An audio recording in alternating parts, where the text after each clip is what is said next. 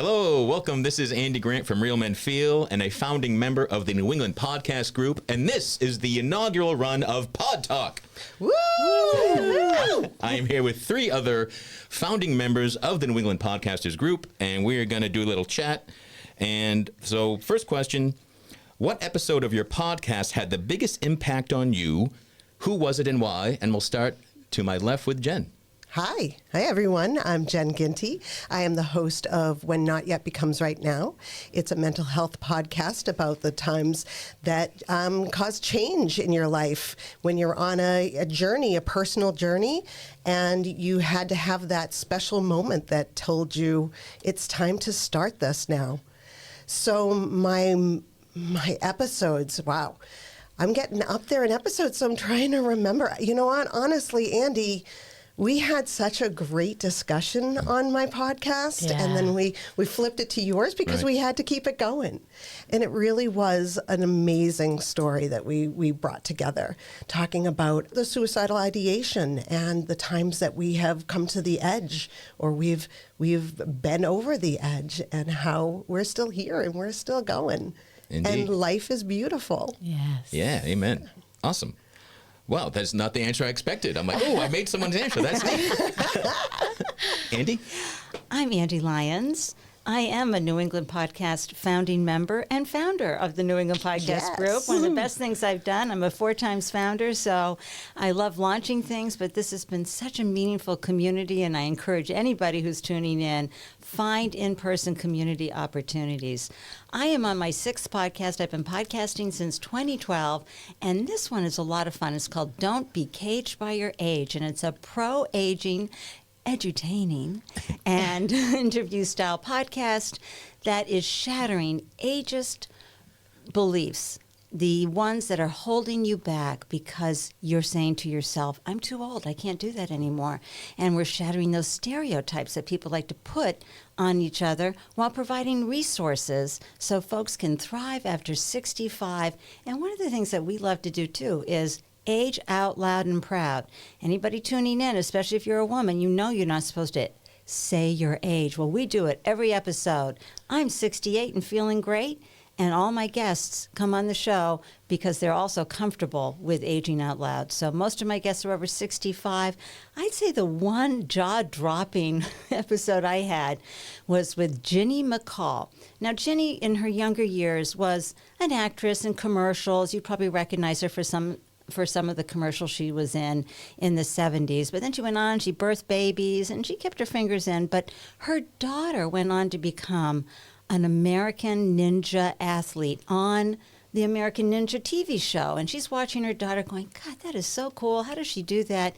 And when she turned 64, when Ginty turned 64, she said, I am going to do a pull-up. That was her primary goal. And she'll tell you it took her almost a year to do her full pull-up. That's how much she had to get into shape just to do the pull-up. But then she started loving it. And you know, about 8 years later, she became the Guinness Book of World Records for the oldest female ninja athlete. You should see some of the things she's doing, swinging and jumping and walking. And amazing. She's amazing. I would never have done that in my 20s, probably not even when I was in my teens. And there she is, and I just thought, wow, that is definitely breaking and shattering the stereotypes that come with aging. So that was one of my favorite episodes. I love that. I love her. It was a great episode. Mm-hmm.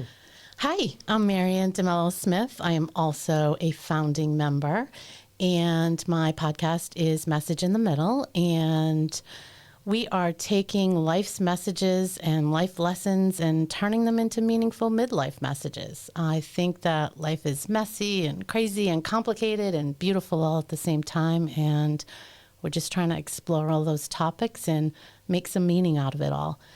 I have to say, I thought about this question, and I feel like it's singling out one of your favorite children, but my favorite episode, shockingly, is probably the first. Aww. And it was a solo episode, and I did a book review of Glennon Doyle's Carry On Warrior, The Power of Embracing Your Messy, Beautiful Life. And the reason I did a book review is because I'm into book clubs and all that stuff, and I'm into personal development books, but it also gave me a voice and the message, and it matched kind of where I was going with the podcast.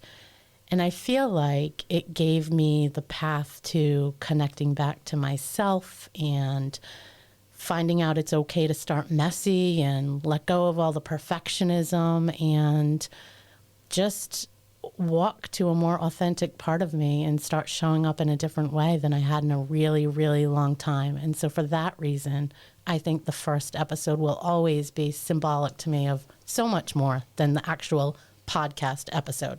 Awesome. Yeah. Very powerful. Messy is underrated. Yeah. Yeah. So Just do underrated. it. Yeah. Yeah. Awesome.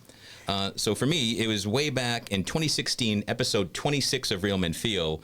I interviewed Boysen Hodgson from the Mankind Project, which is a group I had heard of but didn't really know much about. Anyway, they do a weekend-long training and initiation for men called the New Warrior Training Adventure. And he talked about it so much and teased it enough, and I was like, I would do this. And we looked at the calendar. During the show, we looked at the calendar. It was happening in 1 month in Massachusetts, 20 miles from my house. Wow. So in the show, I said, all right, I commit to doing this, and I did, and I've been involved with them ever since.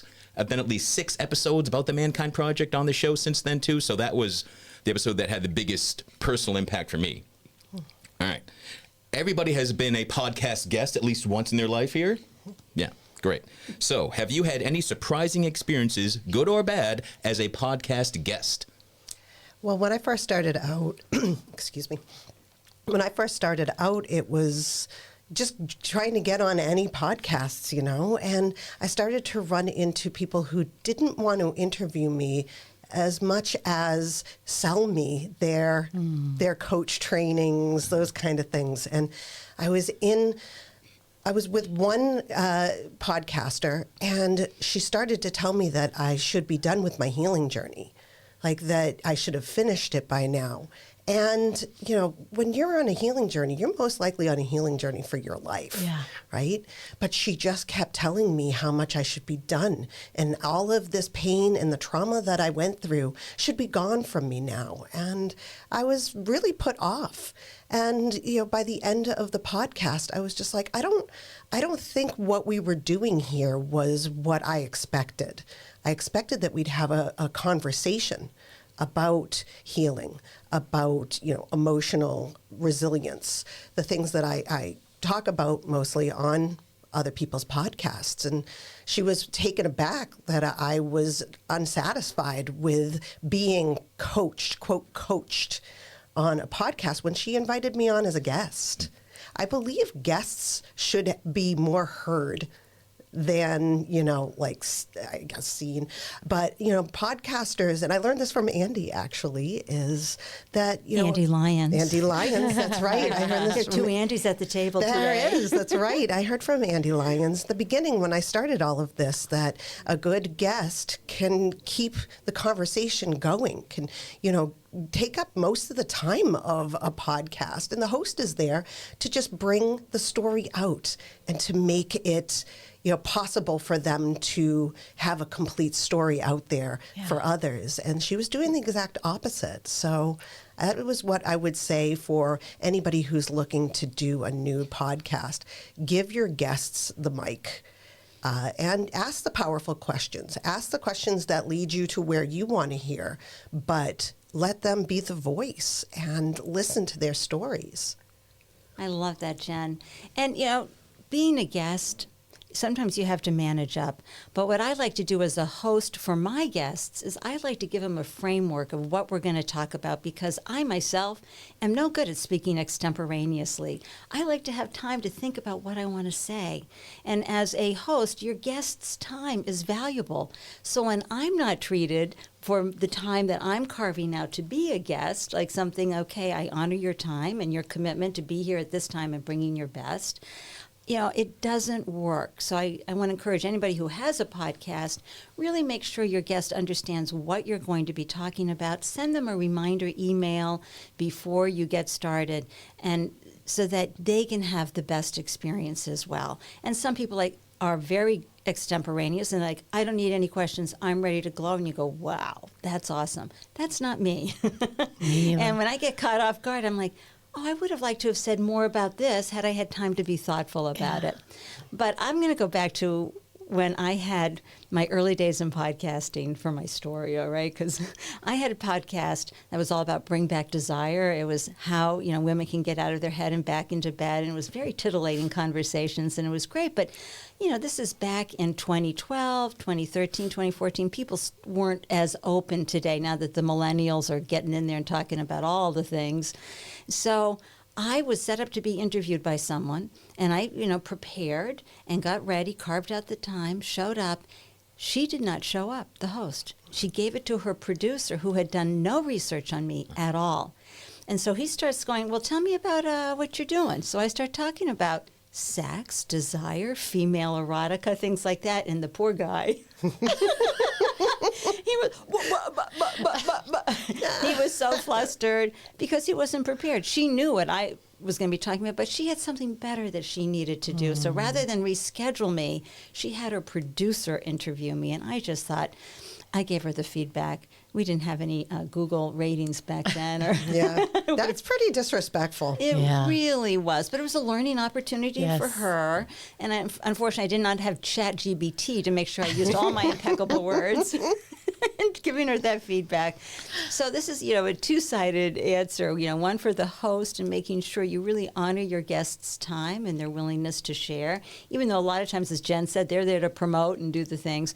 But also, your time is precious. And even though you're loving this opportunity to amplify your message in the world, you still need to be prepared and to do it at, the expert level and the caliber that you want to bring it with, as well as the honesty and candidness. Ta-da. Amen. Well, I would say that we all know that guesting is not my favorite thing, but we also know, anybody in the industry knows that you hear guest, get out there. That's how you get out there. That's how you grow. So I have done some.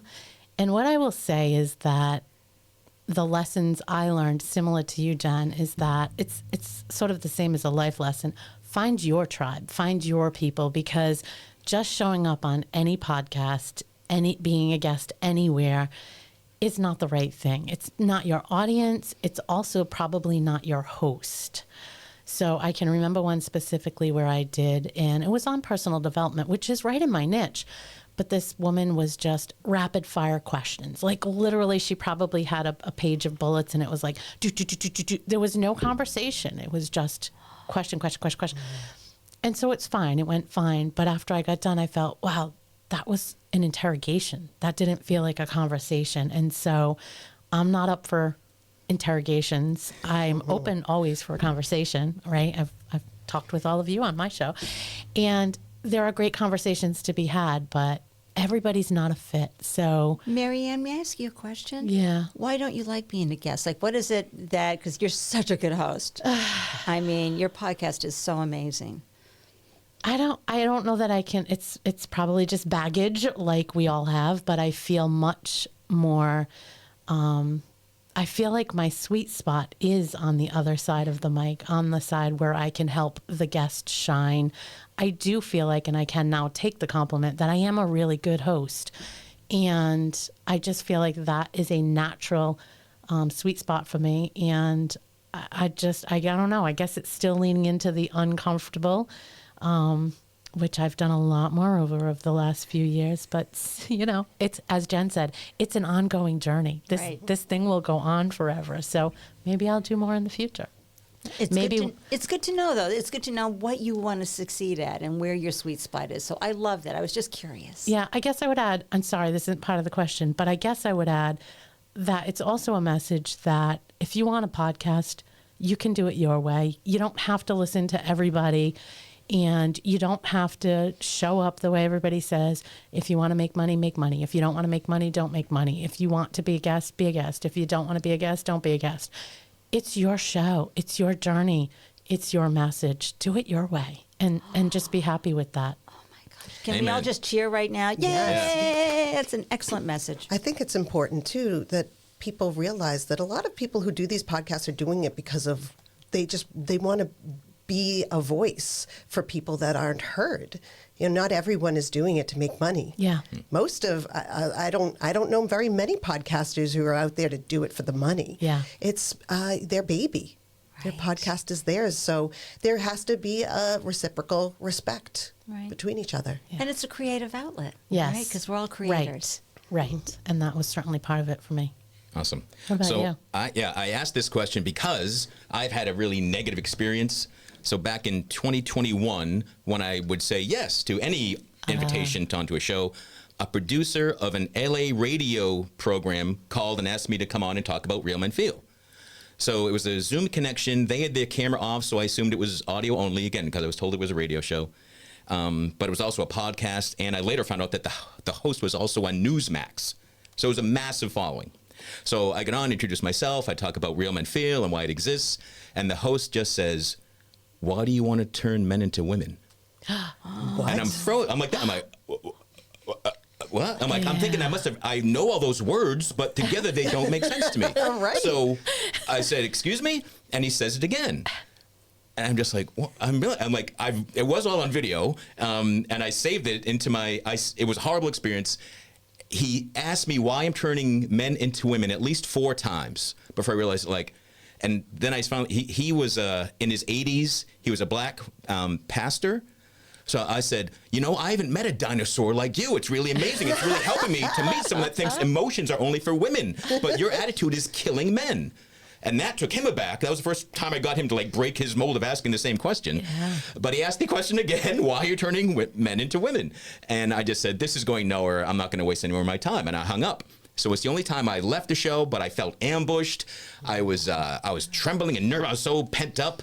And he had a big following, but he does this often because they played the chicken song once I was gone. So he's used. They have a whole routine for when a guest hangs up on him. So that was part of it too. That's gross. But for a week, I was attacked all over everything online and sent chicken emojis and things until they found the next person. Gosh, yeah, absolutely. But I heard from 3 listeners who said you were right.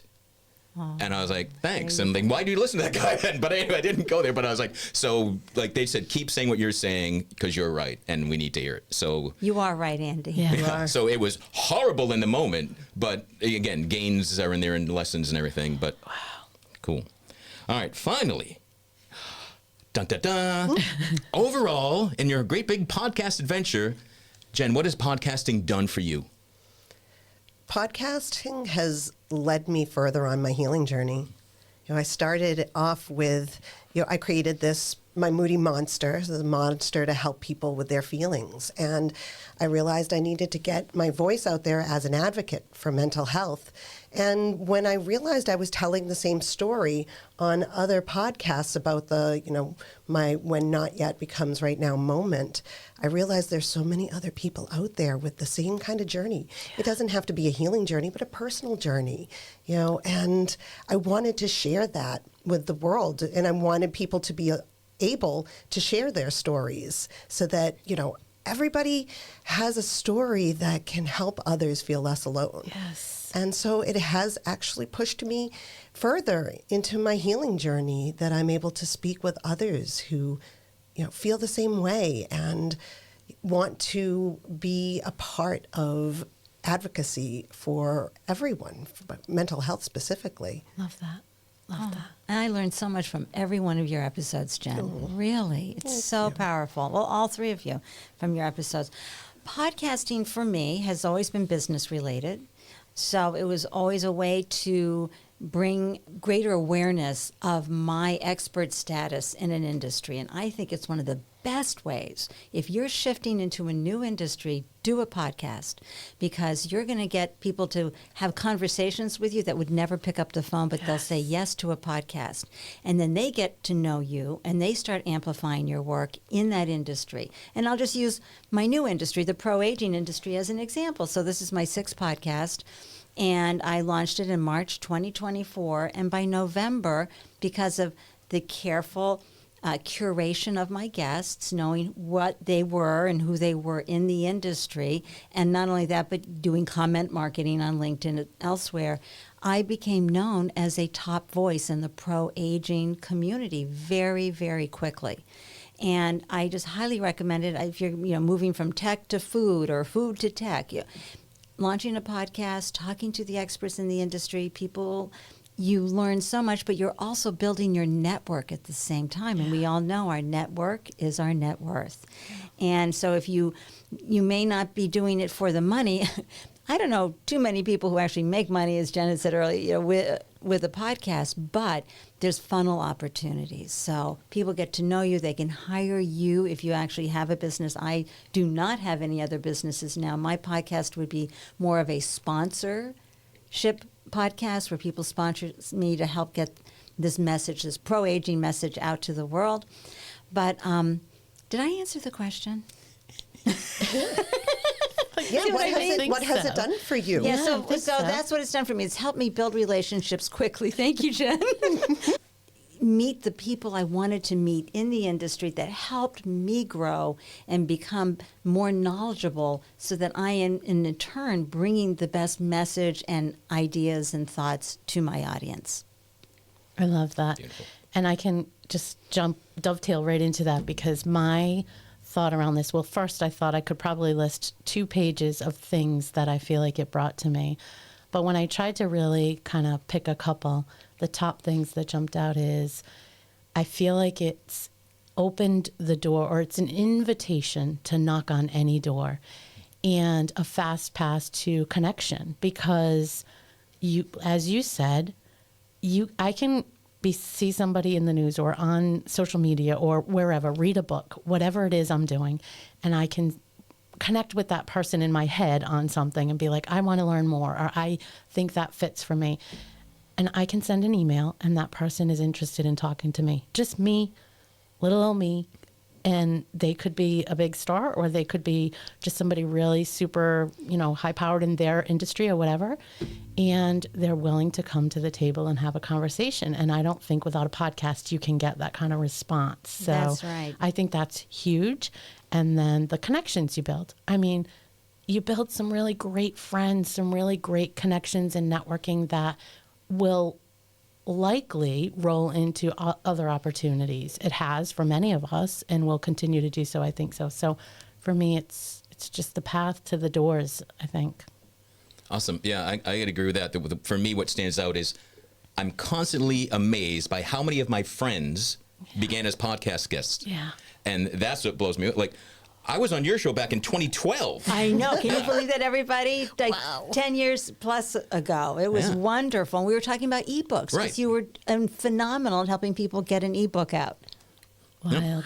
Yeah, Wild. So the number of friends, I've had guests that became mentors and I did their programs.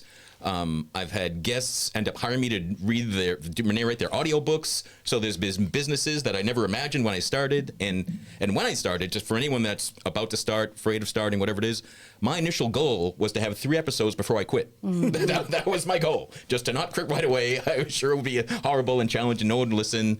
And episode 348 dropped yesterday. Yay! Wow. Congratulations. Well, but Andy, you bring up a good point. I think it's just worth saying to make sure you always know your why, right? So you have that connection to what your original goal was, but you have this. We all have so much more that we're bringing into it. For me, I always said, if I could just impact one person with each episode, don't get hung up on the numbers, but just one person. That it makes it all so worth it, and I know we all feel kind of the same way. I think it's so important to know your why. And all of our shows, we're having conversations that are really deep and connecting deeply with our I was going to say clients, our guests. And they're conversations most people don't have in real life. Yeah. So I think that's why a friendship can be, because we know people intimately after like one real conversation. Yeah. Right, again, the history. And I shared a quote recently with the New England Podcasters Group community, which is, our podcasts are a gateway to opportunity and meaningful conversations and connections. Yeah, that was it. Yeah. And that's so important to understand that you may not know what that opportunity is going to be. You don't know how it's going to evolve. Yeah. But the doors are opening. And that's the beauty of podcasting, is the magic that happens. Each conversation. Well, and not just for us. The door's open for our listeners, too, right? They're able to connect. We're validating people. They're making them feel not so alone, teaching them how to get through something. It's so much more. It really is a good forum. It is. And I do want to add that the podcasters that I've met, especially through New England Podcasters Group, have been not only my mentors in this, but my friends, Yes. and have been guests on my show. And it's a beautiful thing to have a community of like-minded people who are willing to put their stories out there so that they can help others and bring others on to help as well. Yeah, I love that. Awesome. Well, I know we had a good time. And, I'm sure listeners had a good time with this as well. This has been the inaugural episode of Pod Talk from the New England Podcasters Group. And visit newenglandpodcasters.group and spend your afternoon following all the podcasts you find there. Yes, please. Yes. Thank you. And until next time, enjoy. All right, Bye. cheers, everyone. Woohoo!